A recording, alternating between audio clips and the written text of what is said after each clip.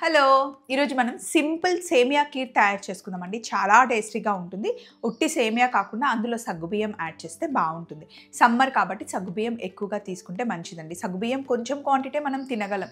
కొంచెం తినగానే tummy full అయిపోతుంది. సో, వేరే ఇంకా రైస్ అవన్నీ మనం స్కిప్ చేసినా సరే డే అంతా మనకు కావాల్సిన ఎనర్జీ సగ్గుబియ్యం నుండి వచ్చేస్తుంది. పొయ్యి మీద నేను నీళ్లు పెట్టుకున్నాను చూడండి. నీళ్లు కాస్త మరుగుతూ ఉన్నాయి. అండ్ నేను తీసుకున్న సేమియా మంచి రోస్టెడ్ వర్మిసెల్లి అనమాట. మళ్ళీ రోస్ట్ చేయాల్సిన అవసరం లేదు. ఉప్మా అయినా సరే, కీర్ అయినా సరే డైరెక్ట్‌గా వేసేసుకోవచ్చు. మరుగుతున్న నీళ్ళల్లో ఫస్ట్ సేమియా వేసేద్దాం. అలాగే ఇక్కడ పాలను కూడా ఆల్రెడీ కాచి పెట్టేసుకున్నాను. సింపుల్‌గా అయిపోతుంది. ఈరోజు మనం ఇందులో చక్కెర వేయకుండా బెల్లం వేస్తున్నాము. మొత్తం బెల్లం వేసినా అంత టేస్టీగా ఉండదు. కాబట్టి కొంచెం మిల్క్ మేడ్ వేస్తే గనక సూపర్‌గా ఉంటుంది. కాస్త మనకి సేమియా కొంచెం ఉడికిన తర్వాత ఇందులో సగ్గుబియ్యం వేసేద్దాం. ఆల్రెడీ సగ్గుబియ్యంని నేను గంట ముందే నానబెట్టేసుకున్నా. తొందరగా ఉడికిపోతాయి. ఎక్కువ టైం పట్టదు. ఇలా సేమియా ఒక 60% ఉడికిన తర్వాత ఇందులో నానబెట్టుకున్న సగ్గుబియ్యం వేసేసుకోవడమే. ఒక చిన్న గ్లాస్ సగ్గుబియ్యంని వేసి నానబెట్టుకున్నాను అనమాట. సేమియా సగ్గుబియ్యం ఇలా కాస్త ఉడికిన తర్వాత ఇప్పుడు ఇందులో మనం పాలు వేసుకోవాలి.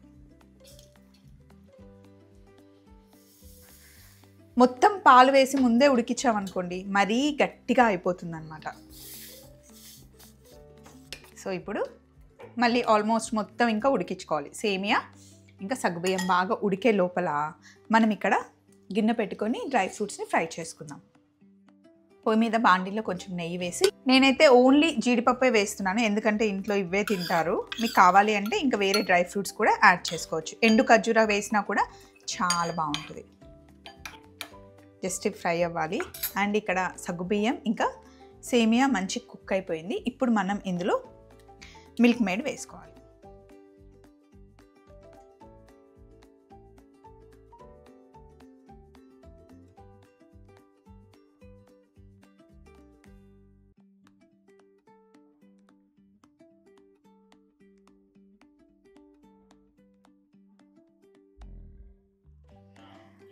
మిల్క్ మేడ్‌తో పాయసం రుచి మరింతగా పెరుగుతుంది. చాలా చాలా కమ్మగా ఉంటుంది.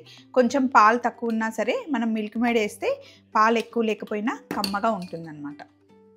వేస్ట్ చేయకుండా ఇలా కలిపి వేస్తున్నాను అన్నమాట.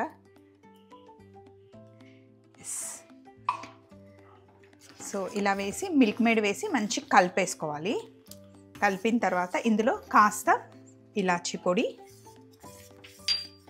ఇంకా డ్రై ఫ్రూట్స్ మనం ఏవైతే ఫ్రై చేసుకున్నామో అవి వేసేసి స్టవ్ ఆఫ్ చేసేసుకోవాలి. మరి బెల్లం ఎప్పుడు వేసుకోవాలి స్వప్న అంటే స్టవ్ ఆఫ్ చేసి కొంచెం సెటిల్ అయ్యాక బెల్లం వేసుకోవాలండి. మరుగుతూ ఉన్నప్పుడే బెల్లం వేసామనుకోండి విరిగిపోతుంది. ఒక్కొక్కసారి విరుగుతుంది, విరగదు, బట్ విరిగే ఛాన్సెస్ అయితే ఉంటాయి. సో ఎప్పుడైనా గుర్తుపెట్టుకోండి, బెల్లం వేసి కీర్ చేసిన పాయసం చేసిన లాస్ట్లో స్టవ్ ఆఫ్ చేసి వేసుకుంటే అయితే ఇంకా ఖచ్చితంగా విరగదు. ఒక 2 minutes తర్వాత బెల్లం వేద్దాం. ఇప్పుడు ఇందులో బెల్లం వేసేస్తున్నాను. అయితే బెల్లం కరుగుతుందా స్వప్న అంటే వేడికి కరిగిపోతుందండి. చాలామంది అనుకుంటూ ఉంటారు. నేను చిన్న చిన్నగా కట్ చేశాను కాబట్టి కరిగిపోతుంది. కొంతమంది ఏమో బెల్లంని పక్కన కొంచెం నీళ్లు వేసి పాకం చేసి వేస్తారు. నాకు అలా కన్నా ఇలాగే ఇష్టం. మీకు కావాలి అంటే అలా కూడా యాడ్ చేసుకోవచ్చు. చూసారు కదా, సింపుల్ కీర్ చాలా చాలా యమ్మీగా టేస్టీగా ఉండే సేమియా కీర్ ట్రై చేయండి.